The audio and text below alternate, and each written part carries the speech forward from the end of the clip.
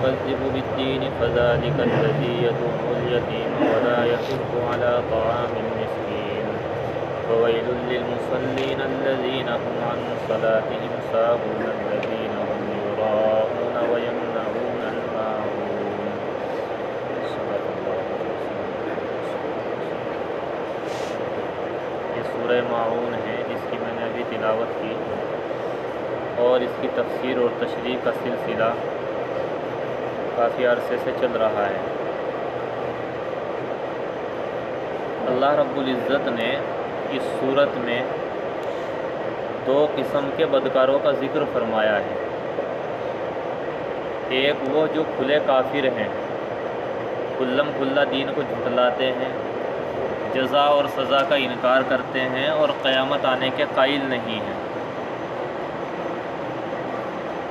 ان کے بارے میں اللہ رب العزت نے ان کا تذکرہ فرمایا ہے کہ چونکہ یہ جزا اور سزا کا تصور نہیں رکھتے کہ ان کو اپنے اعمال کی جواب دہی ایک دن اللہ رب العزت کے سامنے کرنی ہے، اس چیز سے یہ غافل ہیں اور اس کو بھلائے بیٹھے ہیں۔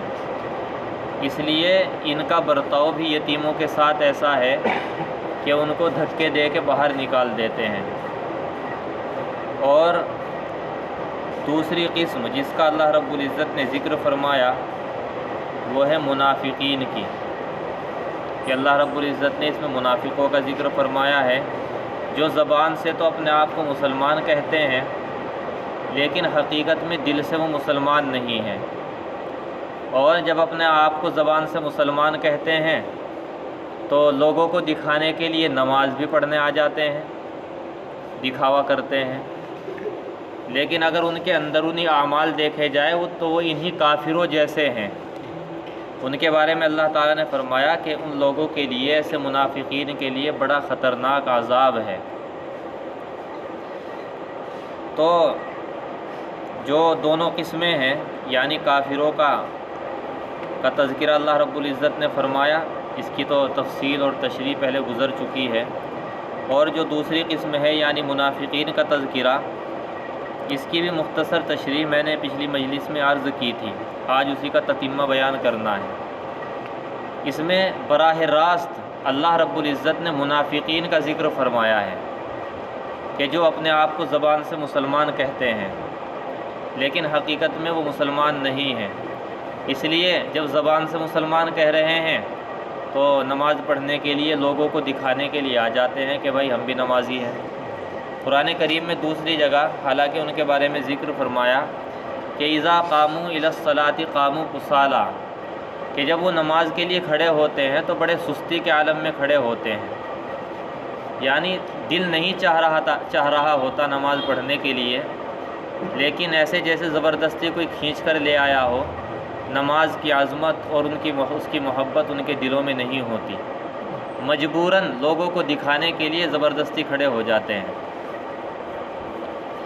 اللہ تعالیٰ نے براہ راست ذکر تو منافقین کا اس صورت میں فرما رہے ہیں، لیکن بالواسطہ اللہ رب العزت اس کے ذریعے سے سچے مسلمانوں کو بھی تنبیہ فرما رہے ہیں کہ نمازوں سے غفلت برتنا اور نمازوں کے بارے میں غفلت کا ارتکاب کرنا یہ اصل میں منافقوں کا کام ہے، سچے مسلمان کا کام نہیں ہے۔ جو سچا مسلمان ہوگا وہ نماز کے سلسلے میں غفلت نہیں برتے گا۔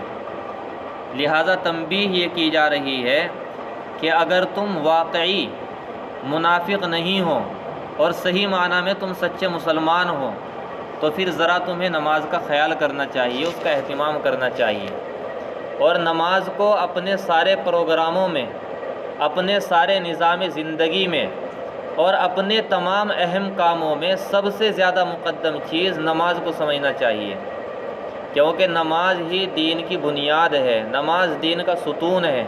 نبی کریم صلی اللہ علیہ وسلم نے ارشاد فرمایا الصلاۃ عماد الدین، کہ نماز دین کا ستون ہے، فمن اقامہا اقام الدین، جو اسے قائم کرے گا وہ دین کو قائم رکھے گا، ومن ہدمہا ہدم الدین، اور جو اسے منہدم کر دے گا تو گویا کہ وہ دین ہی کو ڈھا دے گا، دین کی بنیاد کو منہدم کر دے گا۔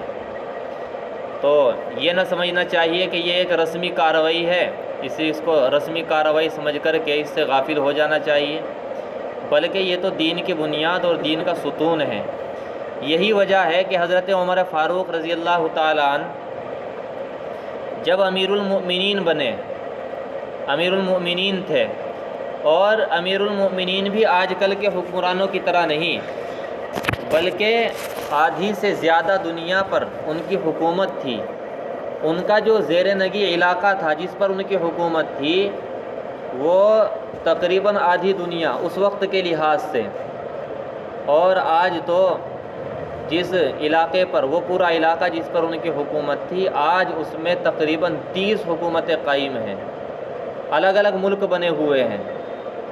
اتنا بڑا علاقہ، یہ پورا علاقہ ان کے زیر نگی تھا، اور مدینہ طیبہ اس کا دارالحکومت تھا، اور حکومت کے انتظام اس قدر زبردست تھے کہ ساری دنیا اس کی نظیر پیش کرنے سے قاصر ہے، کوئی اس کی نظیر پیش نہیں کر سکتا ہے۔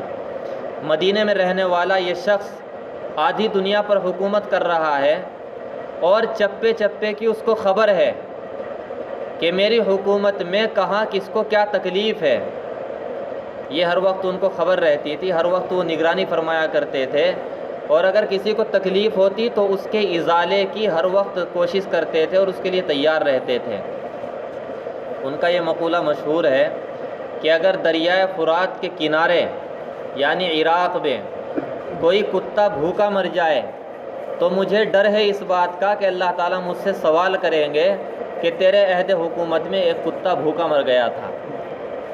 اس طرح حکومت کرتے تھے، الگ الگ علاقوں پر انہوں نے حکمراں اور گورنر بنا رکھے تھے اور ان کی نگرانی فرمایا کرتے تھے۔ تو حضرت عمر فاروق رضی اللہ تعالیٰ عنہ نے تمام حکمرانوں کو، تمام گورنروں کو ایک پیغام جاری فرمایا۔ اس پیغام میں جو آپ نے سب سے پہلا جملہ لکھا وہ یہ تھا، ان اہم امورکم عندی الصلاۃ، کہ میرے نزدیک تمہارے تمام کاموں میں جو سب سے زیادہ اہم کام ہے وہ نماز ہے۔ جو آدمی نماز کی پابندی کرے گا، نماز کو قائم کرے گا، اس کے دوسرے تمام کام درست ہو جائیں گے، ٹھیک ہو جائیں گے۔ اور پھر آپ نے فرمایا وَمَنْ ضَيَّعَهَا فَهُوَ لِمَا سِوَاهَا أَضْيَعُ، کہ جو نماز ہی کو ضائع کر دے گا، نماز کو ضائع کرنے کا مطلب یہ کہ اس کی پابندی نہیں کرے گا، اس کو اس کے وقت میں جماعت کے ساتھ میں اہتمام سے اور فکر سے اور پابندی سے ادا نہیں کرے گا، تو آپ نے فرمایا فَهُوَ لِمَا سِوَاهَا أَضْيَعُ، کہ اس کے دوسرے کام بھی برباد ہو جائیں گے۔ بحیثیت امیر المومنین آپ نے تمام حکاموں کو یہ پیغام جاری فرمایا، جس کا مطلب یہ کہ اگر تم کسی علاقے کے گورنر اور حکمراں بنا دیے گئے ہو تو تم یہ نہ سمجھنا کہ حکومت کے انتظامات میں مصروف ہونے کی وجہ سے اور لوگوں کی دیکھ بھال میں مصروف ہونے کی وجہ سے تم نماز کے فریضے سے سبکدوش ہو گئے ہو، اور اس میں کسی طرح کی کمی اور کوتاہی تمہارے لیے قابل معافی ہے۔ ایسا نہیں ہے، بلکہ تمہارے تمام کاموں میں سب سے زیادہ مقدم چیز اگر کوئی ہے تو وہ نماز ہے، لہذا تم اس کا اہتمام کرو، پابندی کے ساتھ اس کی فکر کرو اور اس کو ادا کرو۔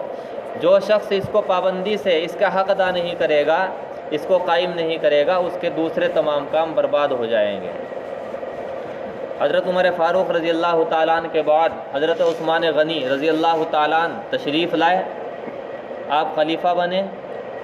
آپ کا دائرہ حکومت حضرت عمر فاروق رضی اللہ تعالیٰ عنہ کے دائرہ حکومت سے بھی زیادہ وسیع تھا، بڑا تھا، کیونکہ آپ کے زمانے میں بہت زیادہ فتوحات ہوتی تھی۔ تو آپ خلیفہ ہیں، امیر المؤمنین ہیں، لیکن بیٹھے ہوئے ہیں اور بیٹھ کر کے لوگوں کو وضو کرنے کا طریقہ سکھا رہے ہیں کہ سنت کے مطابق وضو کرنے کا طریقہ یہ ہے، مسنون طریقہ یہ ہے، ایسے وضو کیا جاتا ہے، جس سے معلوم ہوا کہ صحابہ کرام رضی اللہ عنہم اجمعین کے نزدیک نماز سے زیادہ اہم اور مقدم کوئی چیز نہیں تھی۔ آج ہم لوگ بہت سارے کاموں میں مصروف رہتے ہیں اور نماز پڑھتے بھی ہیں تو ایک رسمی سی کارروائی سمجھ کر سر سے بوجھ اتارنے کے لیے اس کو پورا کر دیتے ہیں۔ تو یہاں پر جو فرمایا گیا کہ نماز سے بڑا عذاب ہے ان لوگوں کے لیے، ان نماز پڑھنے والوں کے لیے جو اپنی نماز سے غفلت میں رہتے ہیں۔ تو نماز سے غفلت میں رہنے کے کئی ایک طریقے ہیں جن کو میں نے پچھلی مجلس میں ذکر کیا تھا۔ مثلاً آدمی اہتمام سے نماز کی پابندی نہ کرے، کبھی پڑھ لی اور کبھی چھوڑ دی، یہ بھی غفلت کی بدترین شکل ہے۔ اور ایک مطلب غفلت کا یہ بھی ہے کہ آدمی نماز پڑھے لیکن جماعت سے پڑھنے کا اہتمام نہ کرے، جس کے بارے میں نبی کریم صلی اللہ علیہ وسلم نے بہت سخت وعید بیان فرمائی ہے۔ آپ نے فرمایا کہ میرا دل چاہتا ہے کہ مسجد میں نماز کو کھڑا کرنے کا، قائم کرنے کا حکم دوں، اور جب نماز شروع ہو جائے تو میں جاؤں اور چکر لگا کر کے دیکھوں کہ کون مسجد میں نماز پڑھنے کے لیے نہیں آیا۔ جو لوگ نماز پڑھنے کے لیے نہیں آئے گھر میں ہیں تو ان کے گھروں کو میں آگ لگا دوں۔ اتنی سخت وعید بیان فرمائی آپ نے جماعت سے نماز نہ پڑھنے والوں کے بارے میں۔ اسی لیے فقہائے کرام نے لکھا ہے کہ جو نماز تنہا گھر میں پڑھی جاتی ہے وہ ادائے قاصر ہے، یعنی ادھوری ہے، اور جو جماعت سے پڑھی جاتی ہے وہ ادائے کامل ہے، مکمل ہے، اس کا ثواب زیادہ ہے۔ تو یہ بھی غفلت کا ایک مطلب ہے۔ اور تیسرا مطلب یہ ہے کہ آدمی نماز پڑھنے کے لیے مسجد میں آ گیا اور کھڑا بھی ہو گیا جماعت کے ساتھ میں، لیکن اس کو اس کے صحیح آداب و شرائط کے ساتھ میں، اس کی سنتوں کے ساتھ میں نہ پڑھے، بلکہ ویسے ہی سر سے بوجھ اتارنے کے لیے اس کو ادا کر لے۔ اس کا جو مسنون طریقہ ہے، نبی کریم صلی اللہ علیہ وسلم کا بیان کیا ہوا طریقہ ہے، خشوع اور خضوع کے ساتھ میں اس نماز کا اہتمام نہ کریں۔ نبی کریم صلی اللہ علیہ وسلم نے فرمایا صلو کما رأیتمونی اصلی، کہ تم نماز ایسے پڑھو جیسے تم نے مجھے نماز پڑھتے ہوئے دیکھا ہے۔ آپ نے یہ فرمایا، اور آپ صحابہ کرام کو اہتمام کے ساتھ نماز سکھایا کرتے تھے۔ اور اب حال یہ ہے، اس لیے ہر مسلمان کے ذمے نماز کے بارے میں، نماز کا علم حاصل کرنا ہر مسلمان کے ذمے فرض اور ضروری ہے۔ نماز میں کیا چیز فرض ہے، کیا چیز واجب ہے، کیا چیز سنت اور مستحب ہے، اس چیز کا علم حاصل کرنا ہر مسلمان کے ذمے ضروری ہے۔ مثلا جب ہم ہاتھ اٹھاتے ہیں تو ہاتھ اٹھاتے وقت ہم اس طرح ہاتھ اٹھاتے ہیں کہ کوئی ہاتھ سے کانوں کو ہی پکڑ رہا ہے، کسی کے ہاتھ بالکل سیدھے نہیں ہیں، وہ ہاتھ مڑے ہوئے اور ایسے ہاتھ اٹھا رہے ہیں، کسی کے ہاتھوں کا رخ وہ قبلے کی طرف نہ ہو کر کے چہرے کی طرف ہے۔ اور مسنون طریقہ یہ ہے کہ جب ہاتھ اٹھایا جائے تو ہاتھوں کا رخ بالکل قبلے کی طرف ہونا چاہیے، اور انگوٹھے یہ کانوں کے برابر میں ہونے چاہیے۔ یہ مسنون طریقہ ہے ہاتھ اٹھانے کا۔ لیکن جب ہم ہاتھ اٹھاتے ہیں تو غفلت کے عالم میں ہاتھ اٹھا لیتے ہیں اور فکر کے ساتھ میں مسنون طریقے کا اہتمام نہیں کرتے۔ اسی طرح جب ہاتھ باندھتے ہیں تو مسنون طریقہ یہ ہے کہ آدمی انگوٹھے سے اور چھوٹی انگلی سے گٹے کو پکڑے اور باقی 3 انگلیوں کو کلائی پر رکھے۔ لیکن ہم ہاتھ باندھتے ہیں غفلت کے عالم میں، بس ایسے ہی ہاتھ پر ہاتھ رکھ لیتے ہیں، اور سنت کے ساتھ سنت کے ساتھ ہاتھ باندھنے کا اہتمام نہیں ہوتا۔ رکوع میں جاتے ہیں تو رکوع میں کیسا جانا چاہیے؟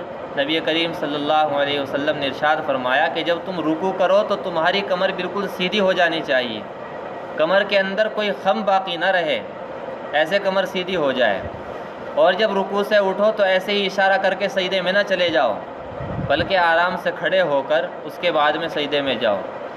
پھر سجدے میں اطمینان کے ساتھ میں تسبیحات پڑھیں، اور اس سے اٹھ کر کے اطمینان کے ساتھ میں بیٹھے، پھر دوسرے سجدے میں جائے۔ تو یہ ہے مسنون طریقہ نماز پڑھنے کا۔ لیکن اب ایک رسمی کارروائی ہے، بس پہلے سے بات چلی آ رہی ہے اور بغیر سنت کے، یعنی ہم یہ نہیں کہتے کہ نماز نہیں ہوگی، نماز ہو جائے گی، لیکن جیسے میں نے پہلے عرض کیا کہ ایسے آدمی کو جو جلد بازی میں نماز پڑھے گا، اسے سنت کا نور اور سنت کی برکات سے وہ آدمی محروم رہے گا، اسے سنت کا نور حاصل نہیں ہوگا۔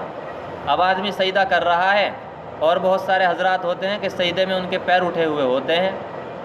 مسئلہ یہ ہے کہ اگر سجدے میں، پورے سجدے میں آدمی کے پیروں کی انگلیاں زمین سے اٹھی رہی اور پورے سجدے میں ایک مرتبہ بھی وہ انگلیاں زمین سے نہیں لگی تو آدمی کی نماز ہی فاسد ہو جائے گی، نماز نہیں ہوگی۔ جب سجدہ ہی ادا نہیں ہوا تو نماز ہی نہیں ہوگی۔ لیکن غفلت کے عالم میں بہت سارے حضرات وہ سجدے کے حالت میں اپنے پیروں کو زمین سے اوپر اٹھا کر رکھتے ہیں، اس کا اہتمام نہیں کرتے، فکر نہیں کرتے۔ تو ارے بھائی جب نماز پڑھنی ہی ہے، اللہ تعالیٰ نے توفیق دی ہے اور اس کے گھر میں نماز پڑھنے کے لیے آ گئے ہیں، تو اس کا جو ضابطہ ہے، اس کا جو صحیح قاعدہ ہے، اس کے جو اصول ہیں، اس کے ساتھ میں ان کو ادا کیا جائے۔ کھیل کا بھی آدمی کھیل بھی کھیلتا ہے تو اس کا بھی ایک ضابطہ ہوتا ہے، ایک اصول ہوتا ہے۔ اگر اصول اور ضابطے کے ساتھ میں آدمی کھیل کو نہیں کھیلے گا تو وہ کھیل ہی معتبر نہیں ہوگا۔ یہ تو اللہ تعالیٰ کی عبادت ہے اور اللہ تعالیٰ کے دربار کی حاضری ہے، اس کے بھی کچھ اصول اور ضابطے ہیں۔ ان اصول اور ضابطوں کے ساتھ میں اس کا اہتمام کرنا چاہیے، اس کو ادا کرنا چاہیے۔ پھر نماز میں خشوع ہو۔ خشوع کا مطلب یہ ہے کہ دل پوری طریقے سے اللہ رب العزت کی طرف متوجہ رہے، اور جن کی نمازوں میں خشوع ہوتا ہے ان کے لیے اللہ رب العزت نے وعدہ فرمایا قد افلح المؤمنون الذین هم فی صلاتهم خاشعون، کہ وہ مومن کامیاب ہیں جو اپنی نمازوں میں خشوع کا اہتمام کرتے ہیں، یعنی اللہ رب العزت کی طرف دل سے متوجہ رہتے ہیں۔ تو نماز میں خشوع کا بھی اہتمام رہنا چاہیے۔ اور خشوع نماز میں پیدا کرنے کا سب سے آسان راستہ یہ ہے کہ زبان سے ہم جن الفاظ کو ادا کر رہے ہیں ان الفاظ کا دھیان کریں، ذہن ان کی طرف لگا کر کے رکھیں۔ مثلا الحمدللہ رب العالمین پڑھ رہے ہیں تو پتہ ہو بندے کو کہ میں الحمدللہ رب العالمین کہہ رہا ہوں، الرحمن الرحیم کہہ رہا ہے تو اسے پتہ ہونا چاہیے، غفلت کے عالم میں زبان سے یہ الفاظ ادا نہ کریں۔ اور حدیث شریف میں تو آتا ہے کہ جب بندہ الحمدللہ رب العالمین کہتا ہے تو اللہ رب العزت جواب دیتے ہیں۔ اللہ رب العزت فرماتے ہیں حمیدنی عبدی، کہ میرے بندے نے میری تعریف بیان کی ہے۔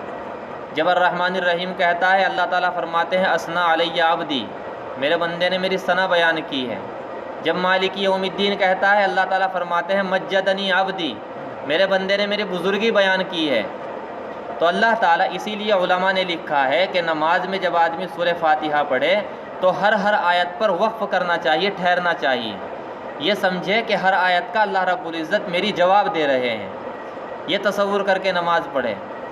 حضرت شیخ محی الدین ابن عربی بہت بڑے علامہ گزرے ہیں، وہ تو یہ فرماتے ہیں کہ میں جب نماز میں الحمدللہ رب العالمین کہتا ہوں تو میں اس وقت تک آگے بڑھتا ہی نہیں جب تک میرے کانوں میں حمیدنی عبدی کی آواز نہیں آ جاتی۔